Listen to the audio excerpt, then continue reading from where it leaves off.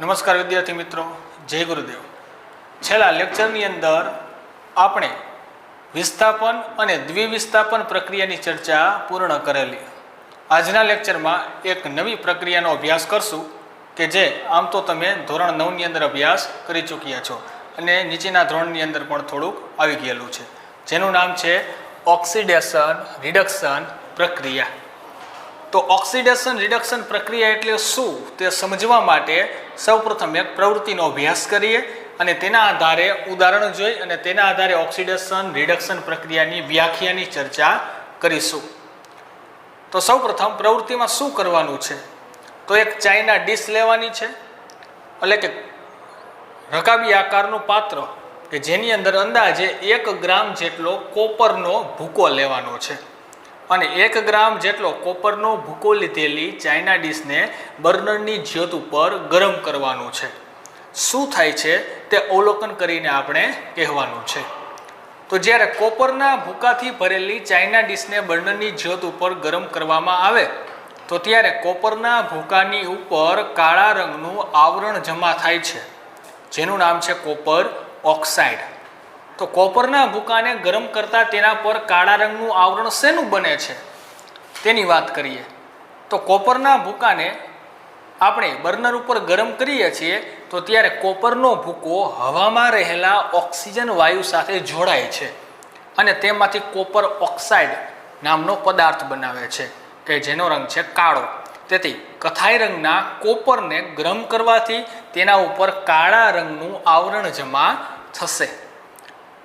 આ પ્રવૃત્તિને આપણે રાસાયણિક સમીકરણ દ્વારા સમજીએ। તો સૌપ્રથમ તમે જાણો છો કે કોપર ધાતુની સંજ્ઞા છે Cu। આ કોપરના ભૂકાને આપણે ગરમ કરી તો ત્યારે હવામાં રહેલા ઓક્સિજન વાયુ સાથે તે જોડાશે, સંયોજાશે।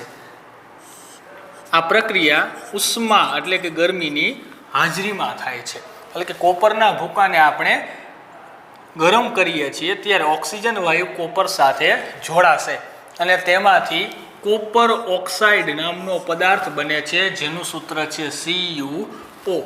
હવે રાસાયણિક પ્રક્રિયાને સંતુલિત કરવા માટે અહીં ઓક્સિજનના 2 પરમાણુ છે, અહીં ઓક્સિજનનો એક જ પરમાણુ છે, તેથી સંતુલિત કરવા માટે અહીંયા આપણે 2 લઈએ છીએ। તેથી ઓક્સિજનના 2 પરમાણુ આ બાજુ ડાબી તરફ છે, એટલા જ પરમાણુ જમણી તરફ થઈ જશે। પરંતુ કોપરના પરમાણુની સંખ્યા 2 બની ગઈ, જ્યારે તીરની ડાબી બાજુ કોપરના પરમાણુની સંખ્યા માત્ર 1 જ છે।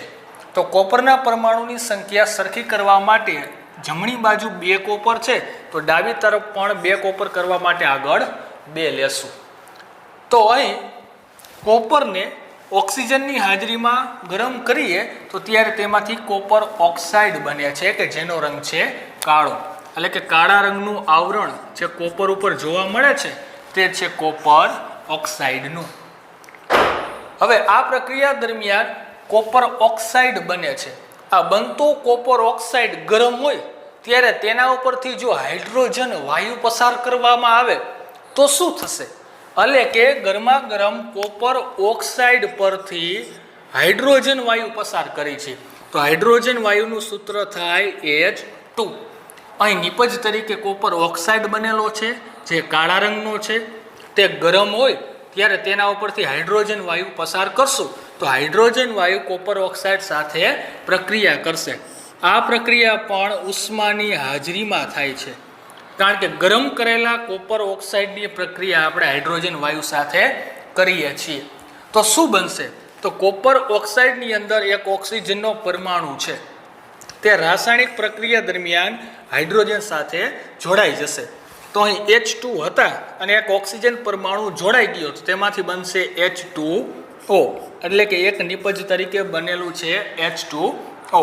હવે શું વધે છે? ફક્ત અહીંયા વધ્યું કોપર। તો કોપર એટલે કે Cu। તો અહીં 2 નિપજ બને છે, કોપર એટલે કે Cu અને H2O એટલે કે પાણીની વરાળ છે, પરંતુ અહીં ભૌતિક અવસ્થાને દર્શાવવાની જરૂરિયાત નથી, તેથી આપણે અહીંયા દર્શાવશું નહીં। હવે આ બંને રાસાયણિક પ્રક્રિયા ઉપરથી આપણે ઓક્સિડેશન રિડક્શન પ્રક્રિયા શું છે તે વિગતવાર અભ્યાસ કરી શકીએ। પહેલી પ્રક્રિયાની અંદર કોપર ધાતુને આપણે બર્નર ઉપર ગરમ કરીએ છીએ ત્યારે તેમાંથી કાળા રંગનો પદાર્થ બને છે કોપર ઓક્સાઇડ. તો અહીં તમે વિદ્યાર્થી મિત્રો જોઈ શકો છો કે પહેલા પ્રક્રિયક તરીકે ફક્ત કોપર હતો અને તેમાંથી જ્યારે નિપજ બની છે તો ત્યારે કોપરની સાથે કોણ જોડાઈ ગયું તો કે ઓક્સિજન જોડાય છે. તો રાસાયણિક પ્રક્રિયા દરમિયાન જે પ્રક્રિયકની અંદર કે જે પદાર્થની અંદર ઓક્સિજન ઉમેરાય છે તે પદાર્થને આપણે ઓક્સિડેશન થાય છે તેનું તેમ કહી શકીએ. તો પહેલી રાસાયણિક પ્રક્રિયા જે હતી આ પ્રક્રિયાની અંદર કોપર એકલો હતો પણ પ્રક્રિયા બાદ કોપરની અંદર કોણ ઉમેરાઈ ગયું તો કે ઓક્સિજન. તો જે પદાર્થની અંદર ઓક્સિજન ઉમેરાય તે પદાર્થનું ઓક્સિડેશન થાય છે તેમ કહી શકીએ. તો અહીં પહેલી પ્રક્રિયાની અંદર કોપરનું ઓક્સિડેશન થાય છે તેમ તમે કહી શકો. તો પહેલી પ્રક્રિયામાં કોનું ઓક્સિડેશન થાય છે કોપરનું. ફરીથી ઓક્સિડેશન એટલે શું તો પદાર્થની અંદર ઓક્સિજન ઉમેરાવાની ક્રિયાને ઓક્સિડેશન કહેવાય. તો પહેલી પ્રક્રિયામાં કોપરમાં ઓક્સિજનનો ઉમેરો થઈ ગયો તેથી અહીં કોપરનું ઓક્સિડેશન થાય છે તે કહેવાય. પહેલા ખાલી કોપર હતો પણ પ્રક્રિયા બાદ તેમાં ઓક્સિજન ઉમેરાઈ ગયો તેથી કોપરનું ઓક્સિડેશન થાય છે તેમ કહેવાય. બીજી પ્રક્રિયા જોઈએ તો બીજી પ્રક્રિયામાં કોપર ઓક્સાઇડ ઉપરથી હાઇડ્રોજન વાયુ આપણે પસાર કરીએ છીએ.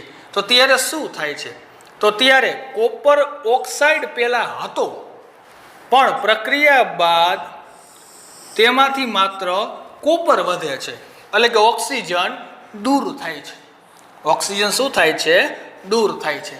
તો રાસાયણિક પ્રક્રિયા દરમિયાન જે પદાર્થમાંથી ઓક્સિજન દૂર થાય તે પદાર્થનું રિડક્શન થાય છે તેમ કહેવાય. તે પદાર્થનું શું થતું હોય છે રિડક્શન. તો અહીં કોપર ઓક્સાઇડનું રિડક્શન થાય છે. શું થાય છે રિડક્શન. તો રિડક્શનનો અર્થ શું થાય તો જે પદાર્થમાંથી ઓક્સિજન દૂર થઈ જાય તે પદાર્થનું રિડક્શન થાય છે તેમ કહેવાય. તો અહીં આ બીજી પ્રક્રિયામાં કોપર ઓક્સાઇડનું રિડક્શન થાય છે. કયા પદાર્થનું રિડક્શન થશે કોપર ઓક્સાઇડનું. આ જ પ્રક્રિયાની અંદર તમે જોઈ શકો છો અહીંયા હાઇડ્રોજન વાયુ H2 પ્રક્રિયા પહેલા હતો પરંતુ પ્રક્રિયા પૂર્ણ થઈ ત્યારબાદ H2 માંથી બની ગયું H2O. એનો અર્થ એવો થયો કે હાઇડ્રોજનની અંદર ઓક્સિજન ઉમેરાણો.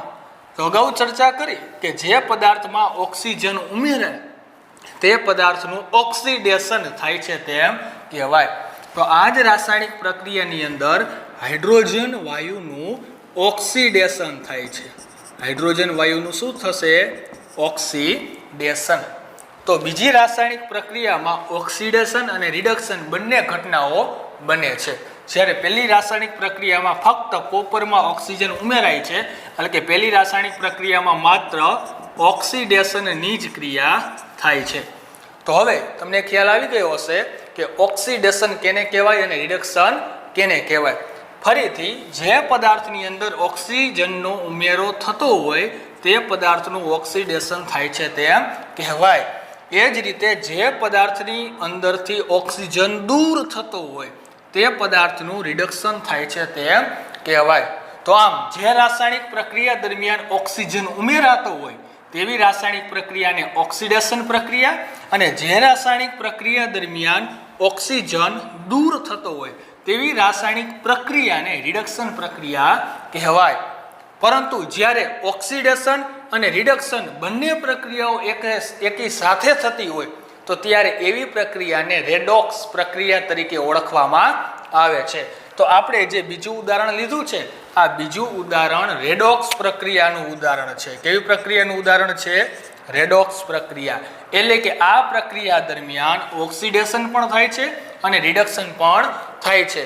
આમાંથી પ્રશ્ન પૂછવામાં આવે કે ઓક્સિડેશન આ પ્રક્રિયાની અંદર કયા પદાર્થનું થયું તો જવાબમાં આવશે હાઇડ્રોજન વાયુ. અને રિડક્શન કયા પદાર્થનું થયું તો જવાબ આવશે કોપર ઓક્સાઇડ. પણ એમ પૂછવામાં આવે કે ઓક્સિડેશન પામતો પદાર્થ કયો તો આ પ્રક્રિયાની અંદર ઓક્સિડેશન પામતો પદાર્થ છે H2O, કારણ કે તેમાં ઓક્સિજન ઉમેરાઈ ગયેલો છે, એટલે કે H2 નું H2O માં ઓક્સિડેશન થયું. આ જ પ્રક્રિયામાં પૂછે કે રિડક્શન પામતો પદાર્થ કયો, તો રિડક્શન પામતો પદાર્થમાં જવાબ આવશે Cu, કારણ કે CuO માંથી રિડક્શન થઈને Cu બન્યું, એટલે કે CuO નું Cu માં રિડક્શન થાય છે. રિડક્શન કોનું થયું, તો CuO નું, પણ રિડક્શન પામતો પદાર્થ કયો, એટલે કે રિડક્શન થઈને અંતે કયો પદાર્થ બન્યો, તો જવાબ આવશે Cu. તો આવા જ રેડોક્સ પ્રક્રિયાના આપણે અન્ય ઉદાહરણ જોઈએ.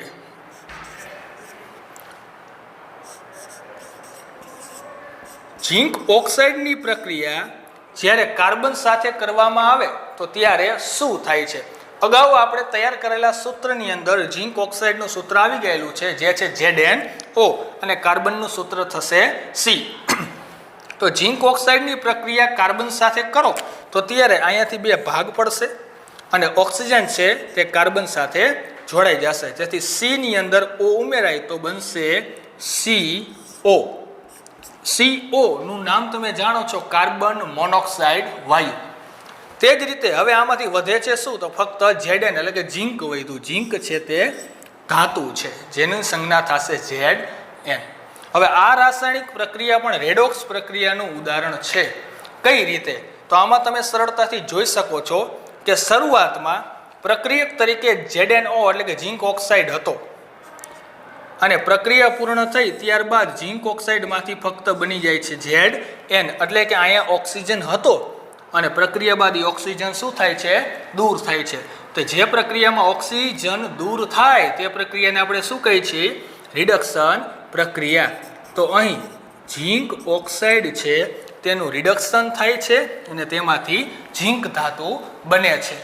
તે જ રીતે પ્રક્રિયા પહેલા અહીં કાર્બન એકલો હતો, પણ પ્રક્રિયા બાદ તમે જોઈ શકો છો કે કાર્બનની અંદર કોણ ઉમેરાઈ ગયું, તો કે ઓક્સિજન ઉમેરાઈ ગયો.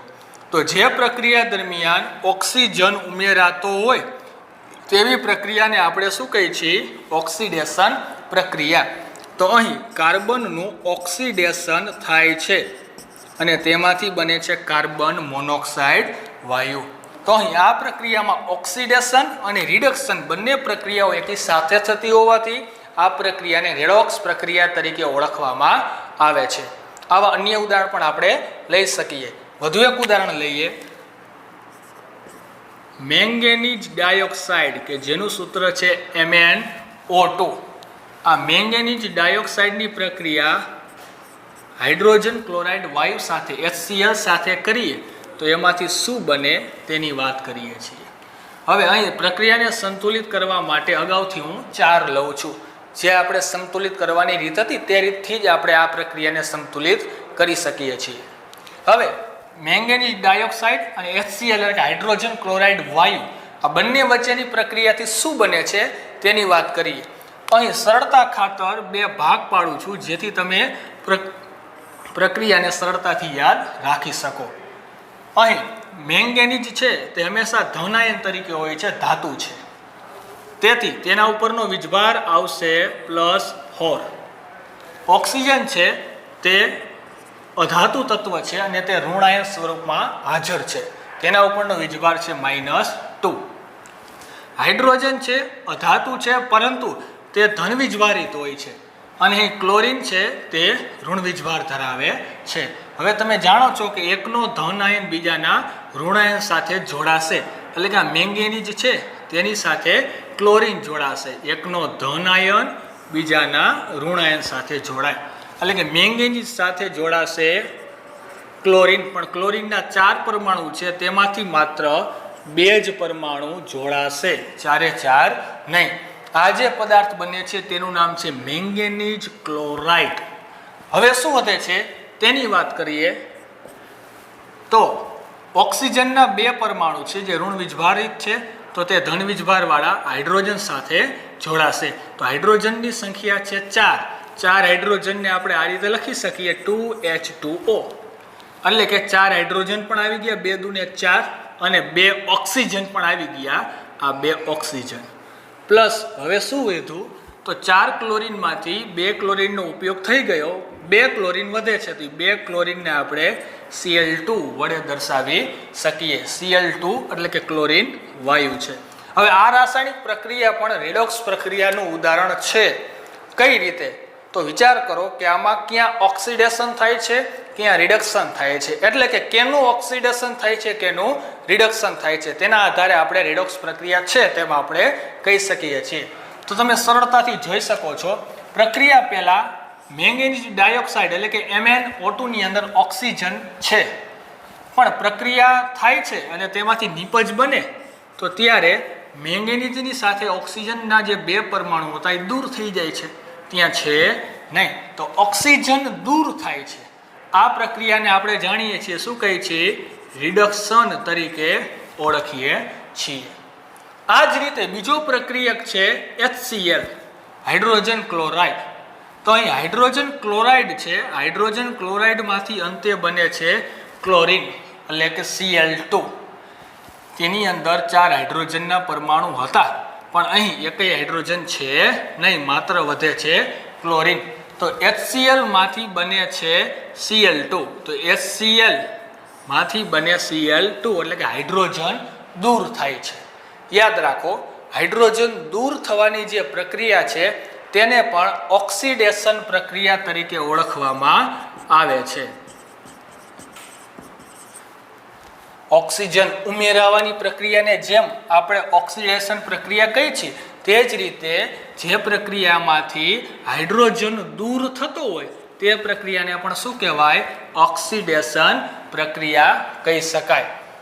અથવા તે જ રીતે તમે જોઈ શકો છો, HCl માંથી જો વિચારો તો H2O પણ બનેલું છે, એટલે કે H ની સાથે Cl હતો પણ પ્રક્રિયા બાદ H ની સાથે કોણ આવે છે? ઓક્સિજન આવે છે. તો અહીં પણ તમે કહી શકો છો કે HCl માંથી H2O બને છે એટલે કે ઓક્સિજન ઉમેરાય છે. તો આ પ્રક્રિયા પણ ઓક્સિડેશન પ્રક્રિયાનું ઉદાહરણ છે. આમ જે રાસાયણિક પ્રક્રિયા દરમિયાન ઓક્સિડેશન અને રિડક્શન બંને ક્રિયાઓ એકી સાથે થતી હોય તેવી રાસાયણિક પ્રક્રિયાને રેડોક્સ પ્રક્રિયા તરીકે ઓળખવામાં આવે છે. તો આના આધારે કહી શકાય કે ઓક્સિડેશન પ્રક્રિયા શું અને રિડક્શન પ્રક્રિયા એટલે શું. તો યાદ રાખજો, ઓક્સિડેશન પ્રક્રિયા કેને કહેવાય? તો જે રાસાયણિક પ્રક્રિયા દરમિયાન ઓક્સિજન ઉમેરાતો હોય અથવા હાઇડ્રોજન દૂર થતો હોય, આવી રાસાયણિક પ્રક્રિયાને ઓક્સિડેશન પ્રક્રિયા કહેવાય. તે જ રીતે રિડક્શન પ્રક્રિયા કેને કહેવાય?